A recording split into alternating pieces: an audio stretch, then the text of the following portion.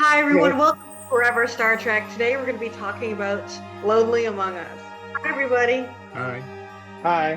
Hey, we've been all living with YouTube for 15 years and we still don't know how to use it really. Let's start with Namir. What did you think of this episode? I liked it. I thought it was, pretty standard Star Trek kind of fare. Because I feel like Star Trek has done other episodes where there's like an energy creature that takes over, a member of the crew and it jumps back and forth. Maybe I'm wrong, but the premise felt really familiar, so it wasn't really surprising. I'm sad that the only brown guy, other than Geordi LaForge, dies, and no one seemed to really care, which hurt me. But I had questions that were like fundamental questions about how some of the technology in Star Trek works, and the ending I thought was really super rushed and just felt like it was kind of tacked on a little bit. But overall, it was fine. I thought the whole like space politics thing with the Saleh and the Anthicans, that part to me felt like a weird add-on, because I feel like just a plot where there is some kind of energy being jumping from person to person would have been interesting, but like they didn't really do much with it. I like this episode well enough. We've seen this sort of stuff in the original series with Wolf in the Fold and Return to Tomorrow, the alien possession. And then, of course, the delegation on board for peace talks, that's been done a whole lot too. So, we're really retreading things. There was nothing about it that offended my intelligence that much. The A-B plot really has no relation to each other. And I think this here just seemed like two stories that they didn't have enough content to fill out an hour, and they just kind of meshed them together. I totally agree. I felt like the whole possession, energy being plotline, and then the space politics like didn't really interact at all, except for like the fact that they were like delayed in getting to the Parliament planet. Like that's why to me the space politics part felt like a unnecessary add-on, because they didn't add much to each other, or they didn't add anything to each other.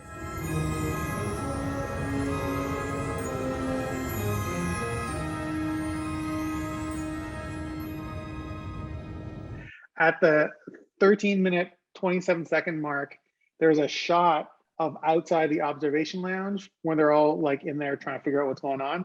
And the shot comes out and dollies into the window. And at the head of the shot, it's like they miscropped the top and you can actually see the sound stage. Did you guys notice that? I watched it on Netflix, so I didn't see that. I guess Netflix cares a little bit more. Yeah, so Paramount Plus, they didn't put in they forgot to like crop that part out. It was like awesome. I had to like stop and like, oh my God, you can see like lights and you can see like the cables that are holding up the set. Oh, wow. Was there a grip up there with a coffee? I wish it was. Oh, that would have been amazing. Yeah, I mean, okay. That scene that you're talking about with Geordi and Picard, and they're talking about his visor. What my sensors showed was a glow. Could your visor device have malfunctioned? Geordi, when he says my sensors, was he referring to his visor? Yeah, like, he was saying he saw a glow when Worf. That was when Worf like collapsed, right? Right, but just in terms of the terminology and how the characters are talking, I feel like the writers have no idea what's going on. It seemed off to me. Like it basically just sounded like Geordi was like, "Oh, I saw a ghost," right? And then Picard's like, "Are you sure? What's going on with your visor?" But I feel like to them, it's like Geordi's visor is almost magic. Like they don't actually understand how it works. They're kind of like, "How does your visor work? Can it see this? What are you talking about?" And Geordi's the only one that really gets it, which is kind of strange to me because is his visor technology commonplace, or is he like the guinea pig for that? Do other people have that? There's a show called Star Trek. You should watch it. It's awesome, by the way. there's an animated character in Lower Decks that has a visor. I'm sorry, I'm being such a jerk to you, Namir. Yeah, but honestly, okay. He's the only one. He's the only one. He's the prototype for that. He's a prototype. Okay, so really nobody really does know how it works. Right. I'm right about that, right? Alan, I didn't just make that up, right? Yeah, because I mean, well, in the first episode, Dr. Crusher doesn't really, it's kind of new technology to her. So, Oh yeah, that makes sense. like, Yeah. yeah, it's kind of, that's what their excuse to exposition it. Will our quarters be near the Antikins? About 100 meters apart. And we must be upwind from the Antikins. Of course, sir. I thought the makeup for I think the Antikins are the ones that are the snake people. Is that right? No, Soleil? Soleil. The Soleil? I thought the makeup for the Soleil, the snake people, I thought it looked really cool when I first saw it. I didn't like the other ones. Yeah, the other If ones I were a had little to judge- disturbing. The dogs one, they're like, Yeah, if I had to judge their species based purely on looks, I would go with the Soleil. But obviously that's wrong. But that's how I feel. well, in the future, people don't care about morphology, just like they don't Well, care the thing about- is, it's like there wasn't really a difference between them. The only thing that we knew about them was that they hated each other, but they both wanted to become a part of the Federation because they both recently discovered space travel. And they don't even add anything to the main plot either. So, like, I feel like there was a good idea somewhere about that B plot, right? Like to have these two races on the ship that are really combative, and their conflict and the idea that they could kill each other should have added some extra tension and some extra push to the episode, right? Like, oh, we can't go back because if we go back to the nebula, they're going to kill each other. But they kind of played it for laughs, so it didn't really add any of that stuff. I realized that this episode was written by Dorothy Fontana, and she wrote this original series episode called Journey to Babel, or Journey to Babel. I don't know how to say it. But and that one had squabbling delegates in it as well, and that worked really well in that episode. And I noticed now that I'm rewatching all these season 1 episodes with a fine tooth comb, how many elements of the original series they're just recycling. And this is an example where they're just recycling something. And this one is just like a thing where these two races are fighting like cats and dogs, except they're like snakes and dogs. And I always find it amusing when Star Trek bases its aliens on dogs. Like there's the cat race that I don't know what they're called, Alan. But there was that cat lieutenant on the animated series. yes, And she talked like meow. Censors up, meow. The doctor. What was the name of the character? Do you know? Imreth. Emreth. And was she a doctor? Is that what you're saying, Namir? Yeah, she's the doctor in Lower Decks. Yeah, Ta'ana is also Cation. Yeah. Oh, right. She's talking about The- Imreth in the original animated Star Trek. No, yeah, we're in the original anime series from 1973. Oh my God! Have you guys watched? Tell me you haven't actually watched that. Yes. I have. watch what? It's Star, not good. Star, but Star I've Trek watched the it. animated series. Have you watched in the mirror? Don't judge what you I don't started understand. to watch it. I watched That's the what- episode with the giant Spock because it was referenced in Lower Decks, and then I was like, why am I watching this? There's no reason for it. I could You literally know, be like, watching anything else. Don't you Recycled know background that's what we're going to animation. review And, next?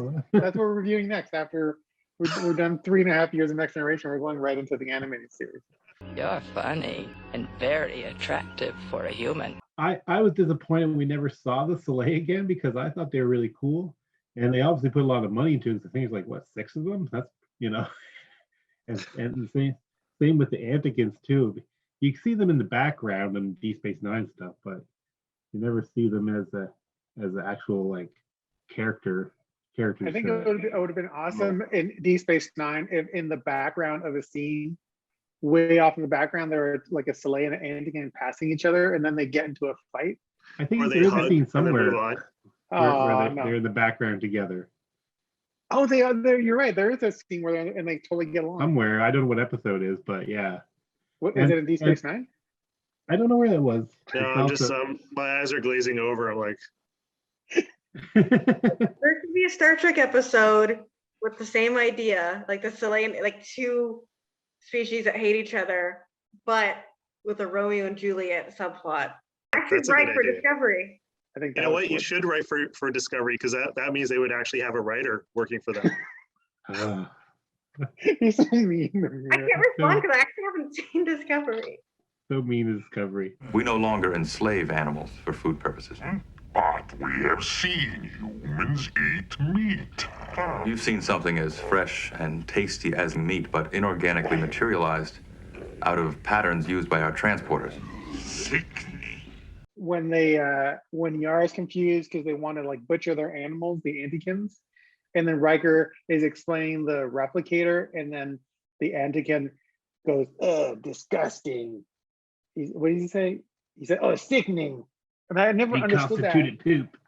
Well, yeah, but then I realized, oh no, he's basically Riker's saying like basically we recycle our poop into food, and so that's why he Wait, responds like what? that. He says sickening. When does he say the poop ends up food? He doesn't quite say it. He says something about like the replicator, something patterns or inorganic patterns created by a replicator or whatever. But really what he's saying is that they poop and then they put it in the computer and the replicator takes all the atoms and orders them and makes like chicken pie. No. There was nothing he said that would actually imply that. Like the replicator just makes things. But Why do they make it out of? They make them out of atoms, right? Like the space station, all the astronauts are drinking their own pee. Yeah, you got to reuse. Space, you got to reuse. Oh, and there was another attempt at making the Ferengi dangerous adversaries by saying, "Oh, could they have paid off the Antikins to like sabotage us?" Oh, yeah. But Oh, right. you know, the water's under the bridge already. It's just that ship sailed with the last outpost. But they keep trying to like, you know, get that thing to work. It doesn't. Okay, how about energy cloud? Alan, what do you think about energy cloud? As Star Trek as a whole, again, you know, the piggybacked alien, that's happened a few times, but I think this might have been the first time that we kind of had this happen where there was no malice towards the crew. It was just, you know, kind of got stuck and scooped up by the deflector dish or whatever. and then I never understood though why no one noticed that it was moving from person to person with this huge blue electrical beam. Like nobody knows in the corner of their eye that there was this lightning. Well, how does Data not notice? Like Data's a like standing right next to android on the bridge, and Crusher's right beside him, and he's like, "What? What was that?"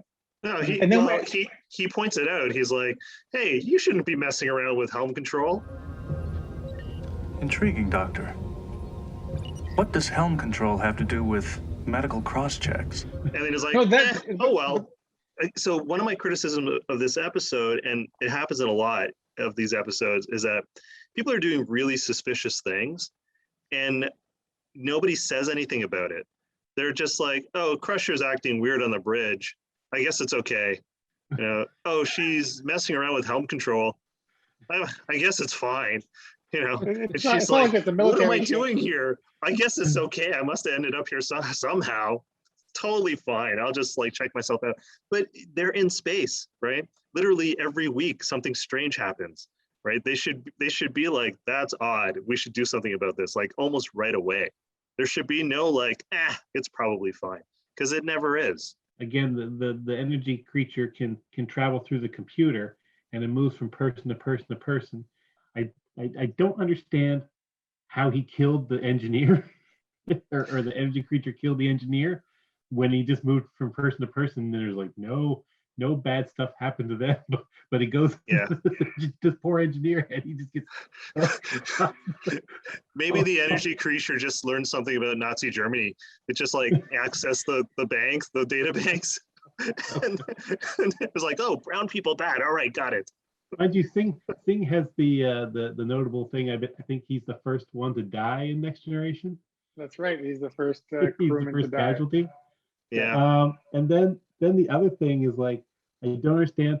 You know, if the energy creature's goal was to return home and get into Picard so he can make an order or get helm control, why he went through all these people? If he's in the computer, again, I say he, energy creature, non-gendered probably. Why this creature just didn't move through the computer system and just come through like Picard's little chair console or something, you know, and go right into him? Like, why did it? I think it just felt like it was just drug out, where it feel like it could have just went right to Picard. Yeah, because they had 50 minutes to fill. Exactly. That's the only reason I could think of. And the plot took so long. Well, The and answer is I drama. And why it did, like I said in the summary, like, why didn't it just ask? You know, it's like, oh, hey, I just took control of your first crew member here, like Worf or whatever. You know, you snag me back there. Could you just kind of double back there and just drop me back? And if I was like, oh, sure. It's one of those episodes where you think about it too much and it starts to fall apart, like a lot, right? It's not when you think about it too much. It's if you just think it right now, or if you just watch it. If you're in When the the middle of energy watching, creature was in the computer, was it able to access all the information? I think so. It sounded like it was learning, right? Like it was learning as it was in the computer. Because maybe it didn't even know where it was, and that's why it kept on hopping out in random places. I mean, like, I don't know. Yeah. I'm trying to I'm trying to come up with like reasonable ways to understand the things that happened in the You would episode. drive yourself mad trying to do that. Well, no, maybe it just got lost. I know why Singh is killed in this episode. The explanation is because it was convenient to the plot. It added tension and mystery to the episode. What? Is that what Data found out when he took up the pipe? Yeah. Like, he was killed because it was convenient to the plot. What would have added tension is if the energy creature went into either one of the Soleils or the Antikins, and that would have caused trouble, and then the plots would connect. Yes, they're fragile pieces at risk, you know, even before the peace talks start. Yeah, exactly. That Because makes of complete alien sense. interference. I thought his point was to get back to the cloud, and Picard was the only one that could give the order to turn the ship around. But because I didn't know why the energy creature would need to beam a human out into space. But So I also have a question about how transporters work in Star Trek and like energy patterns. So how is he alive as energy in space? I don't think he actually was in space. He was in the transporter system and still in the ship's computer. I don't think he actually left the ship. No, he in order left to the ship. dematerial- No, I think he left the ship. I think he went. left the ship. Floating around the nebula, and that Yeah. doesn't make any sense. Oh, yeah. No, but Yeah, what because remember they had to go. They were like, maybe he'll meet us halfway, right? Somehow, like he's swimming as energy through the nebula to get to the ship. right, and then he went back in the ship, and then he wrote P to let them know that he was in the. Yeah. And then he swam all the way down to the transporter into the buffer, and then they took the transporter pattern trace of the previous beam cycle, and they passed it through the Heisenberg compensators, and they beamed them back using the previous pattern and the energy of himself that was in the transporter coil to reconstitute a full Picard. And that's why Okay. Picard at the end was like, what am I doing here? Because Right, but why didn't he remember? If he didn't remember, doesn't that mean that that's not the same Picard? Like whatever was created out of the pattern is a totally different Picard. it's quite possible that they just re-beamed the old Picard. It's like this must be a really good analogy to this. My question is like, what is consciousness then? Like, if he was just energy, how did he get to the ship? Like, deep here. think about it. Like, if you're just energy, you don't have eyes. How do you see? How could he have swam into the ship? This I is why don't this know. episode doesn't make any sense. The episode is badly written. It's a stupid episode. It's a 1 out of 5. If you're just So- energy, like you have no senses, Right. you have no And if it's- body, and you've never it's- existed as something without a body. So that itself would be so disorientating. That Oh my God. You know what they're talking about? They're talking about his soul. They're saying that his soul was in space. His soul was in the nebula. Because really, they could have just gone to the transporter without having to do any of the extra stuff and then just like brought him back based on his pattern. right? They could They have could just use made another some of Picard. the same space poo that they use for the replicator. They could just turn that into energy and make Picard back from his powers. But they wouldn't have had enough, so everyone on the ship would have had to take a giant dump. Well, I mean, there's 1,000 people in that ship. That's a lot of poop. And they end up with like a giant Picard head. I don't know what just happened. I don't know either. Well, okay, but it just reminds me of that. Have you guys seen The Prestige, the Chris Nolan movie? Yes. Okay. No, I want to see it though. Oh If you're man, gonna spoil it, I'll plug my ears. Okay, so basically what happens at the end is that they realize that the magic trick is every time that Hugh Jackman transports from one place to another, he dies. The Hugh Jackman that materializes at the other end is a brand new Hugh Jackman. That's kind of what this felt like to me. So while I was watching it, I was like, does every time somebody transport in a transporter, do they die? And then somebody else gets reconstituted at the end? Well, basically what happens, at their side? Yeah, the transport disassembles. Okay, Lola, you're good. Lola, can't even hear us anymore. Lola. Oh, you're good, Lola. Okay. So the how the transporter works is it disassembles a person down to atoms, and then converts the atoms into the transporter beam, and then reassembles the person on the other side. So in essence, they're basically, when they're disassembled, they kind of stop existing. They're just like in a beam, and then they get reassembled, which is kind of like a copy. We'll see that. So later. you can have situations where you can have doubles of people. Oh, I guess that was in Lower Decks too, wasn't it? Have you seen that episode of Voyager where it's Neelix and someone else? I don't remember. Tuvok. Neelix and Tuvok use the transporter, but there's a malfunction, and then they come back morphed as one. Yeah.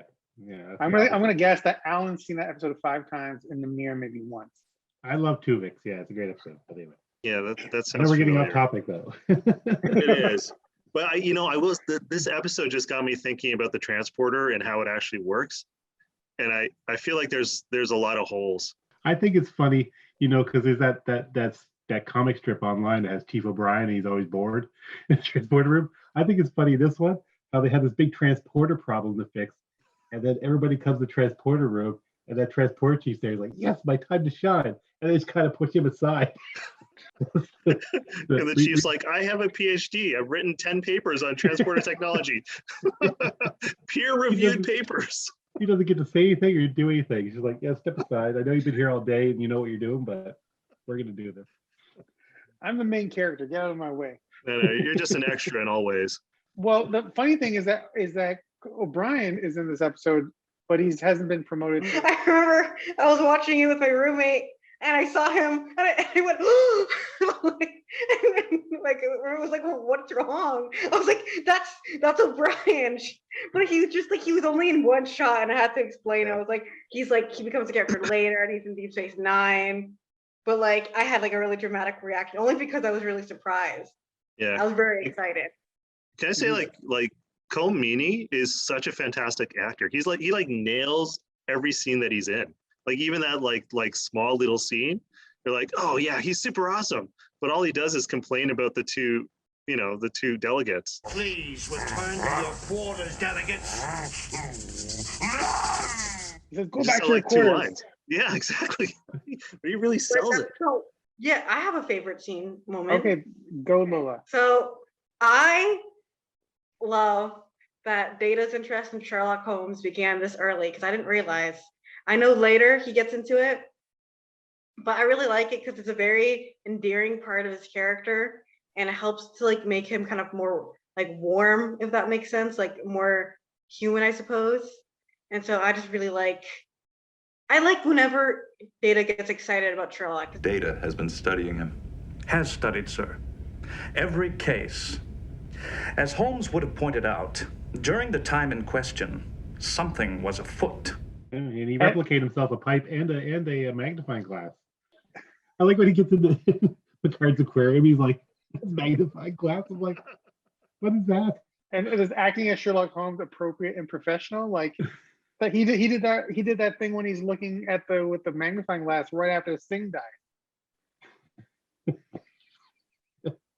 It's all gags for laughs. This one episode is noteworthy because of it introduces his fascination with Sherlock Holmes. Yeah, I think that's the only good part about this episode is that. Let's proceed without the pipe. Yes, sir. I think they should have killed Argyle instead. I remember thinking that while watching it. I was like, why did they introduce this character just to kill him off like 10 minutes later when Argyle is right there and he doesn't do anything? And they even mentioned they may even mention Argyle like he was like a guy. Yeah. Have you talked to Argyle because you're not smart enough? Does Argyle ever appear again?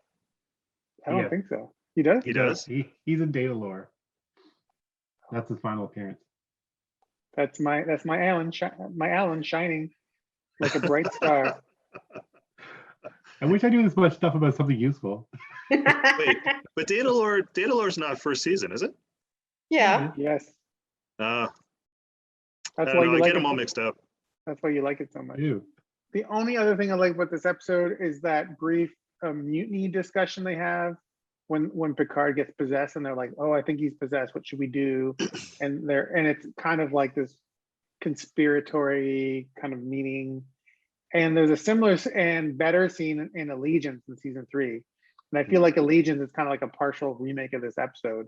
And I noticed watching this episode that TNG sometimes picks up, like later TNG picks up threads and plots from season 1 and does them better again, like with Q and all the Tasha Yar stuff and lore, because it's picking up threads from season 1. And then when you watch them in season 3 or 4 or 5, you go, "Oh, this is really cool. I want to go watch that other episode that they're referring to." And then you're like, "No, I wish I hadn't done that."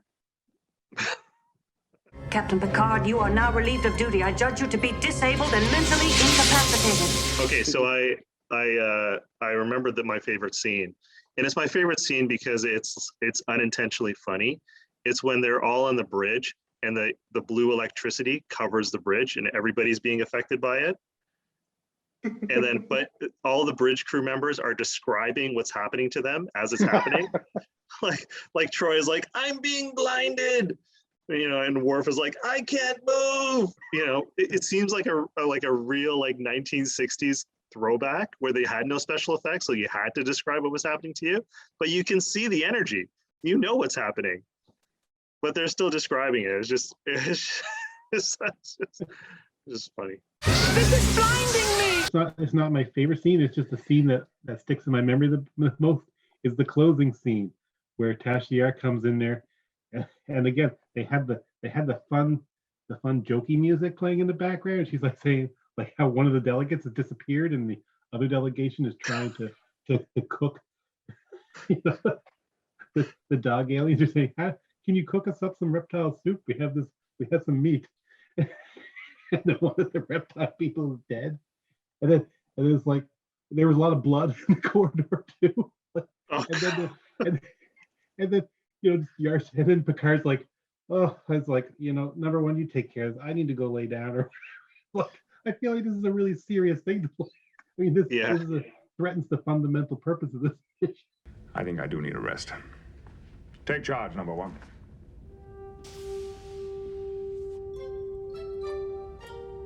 Yeah. Like that is not an appropriate response to this. What Tasha Yar is telling you. Well, I did some reading, and apparently a lot of people complained about that. Like they wrote in letters to the Star Trek. Oh, really? I didn't know that, but yeah. And then also the whole just to get back very briefly to the whole transporter thing that we were talking about earlier. That was something that the science advisors or the technical advisors on the show went to the writers and like, "You can't do that anymore. We can't be reconstituting dead people out of transporters. It's not a good use of that technology." And then they made up some sort of reason like, "Oh, it was because he was in the magic cloud, so he could do it." Again, I didn't hate it. I didn't love it. So probably like 2 out of 5 starships for this one. Like there were some cool things about it, but yeah, it was more or less forgettable. So Namir, are you calculating your score there? No, so I'm gonna give it 2.5 starships. I liked parts of it. I mean, you know, it was fine. It was just a fine episode. And I did like parts of it. I like Patrick Stewart when he switches over to being the combined Picard. I thought his acting was really well done there. Doesn't he act like he's on cocaine? Yeah, he does. Yeah, which I guess, you know, that's what happens when you get an energy creature and you just like feel like you can do anything, you know. But yeah, that's what I would say. 2.5. I am also going to give it 2.5 starships out of 5 starships because I had a good time watching it, even though I had a lot of criticism of the episode itself. Like, watching it was okay. Although I forgot about it until you brought it up, seeing O'Brien was fun. That's where the 0.5 comes from. It could have had a really interesting plot and everything, but they just like didn't connect the dots. I give this episode 1 out of 5 starships. I find the episode is unfocused, confused. And you gave Code of Honor a higher rating. No, Code of Honor is a 1 out of 5. Relax. Oh, I thought you said I didn't give it 2. Never mind. Sorry. You can cut that out. Do it again. And the ending of this episode is actually kind of a rip-off of another episode. It's a rip-off of Tholian Web, when everybody thinks the captain's dead in Tholian Web, and then he reappears, and then they beam him back. It's like, it's another, I'm just going to steal from the original series. And that crazy Crusher's crazy head contraption. I just wanted to point that out. Skull cap, yes. Right. Which never appears again. I hope you enjoyed our review of Lonely Among Us. Please remember to comment, like, and subscribe, and catch us next time where we will talk about justice. Just go ahead.